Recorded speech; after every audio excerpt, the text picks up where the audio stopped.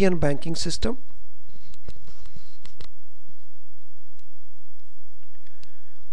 Indian banking system broadly comprises three different segments. One of these segments is called public sector banks. Second one is private sector banks, and third one is cooperative banks. Public sector banks are those banks where government is holding at least 51% of their share capital.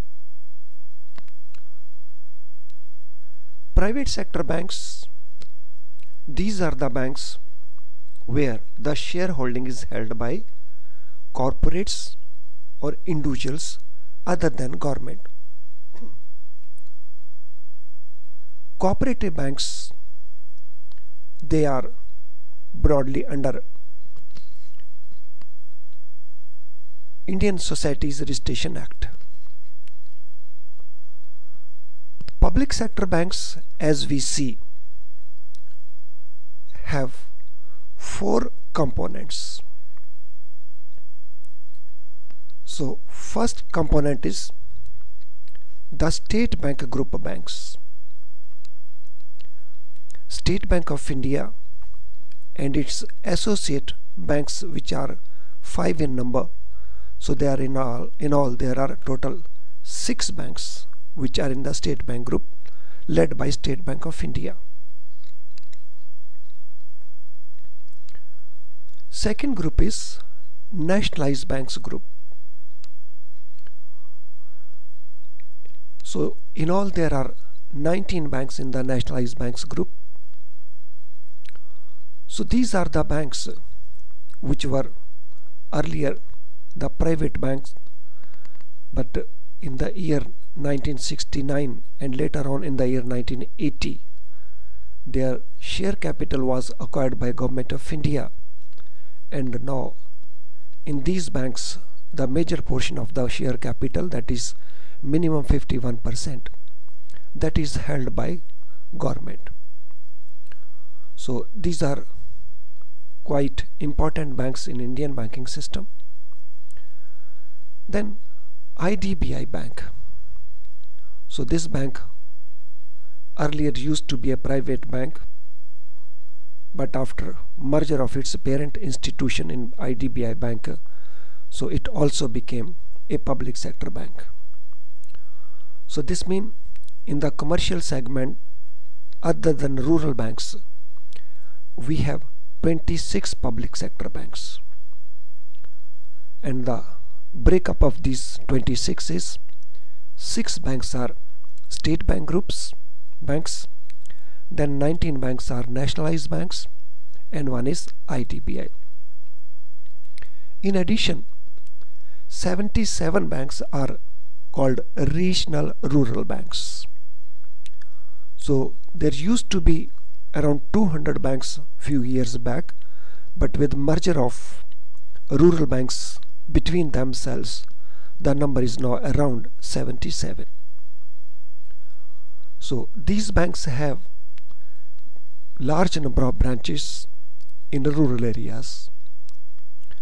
So in all we have 4 segments of public sector banking in India. In private sector banking there are broadly 2 categories of banks. One is those which have been incorporated within India, and those which are incorporated outside India, called foreign banks.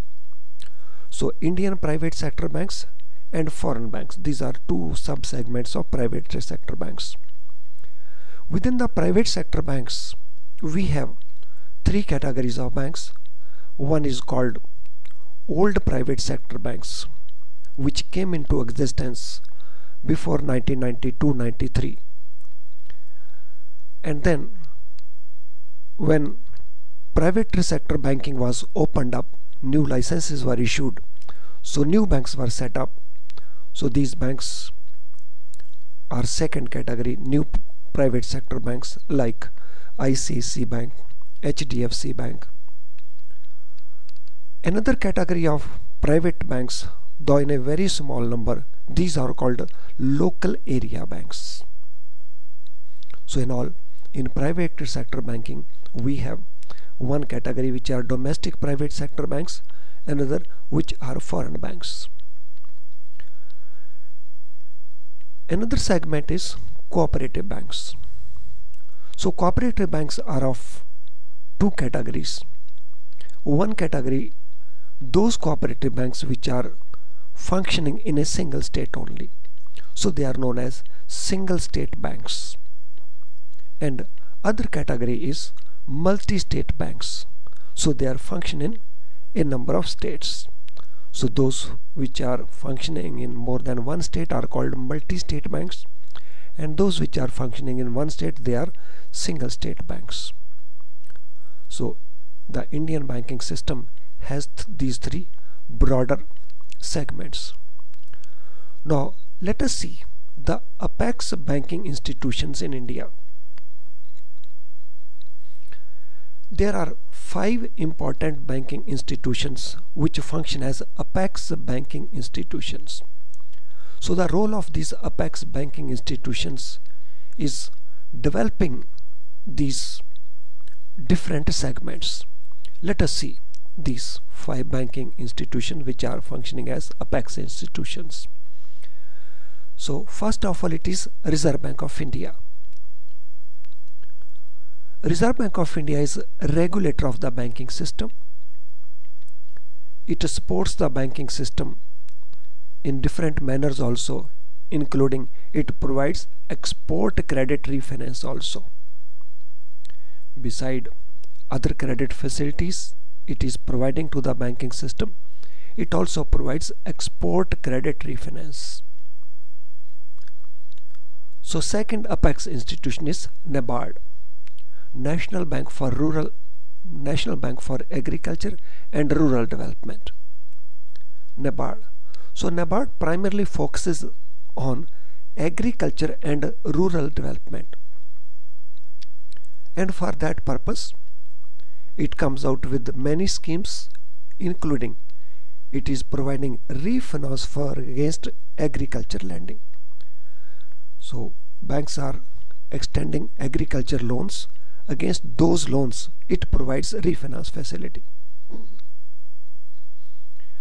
Then we have Exim Bank, Export-Import Bank of India. Exim Bank primarily focuses on foreign trade and mainly exports.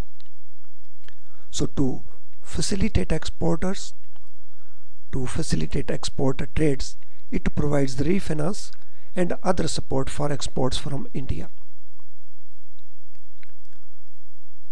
National Housing Bank, that is another apex banking institution. National Housing Bank, that is NHB, it focuses on housing sector. So it provides refinance facility for housing loans. Banks and housing finance companies, they extend directly the loans to borrowers, and against those loans National Housing Bank provides refinance facility. Then SIDBI, Small Industries Development Bank of India. So it focuses on MSE sector. SIDBI, in addition to providing refinance to banks and institutions against MSE financing, also undertakes direct financing of MSE sector. So these are 5 apex banking institutions that is functioning in India. Thank you friends for watching this video.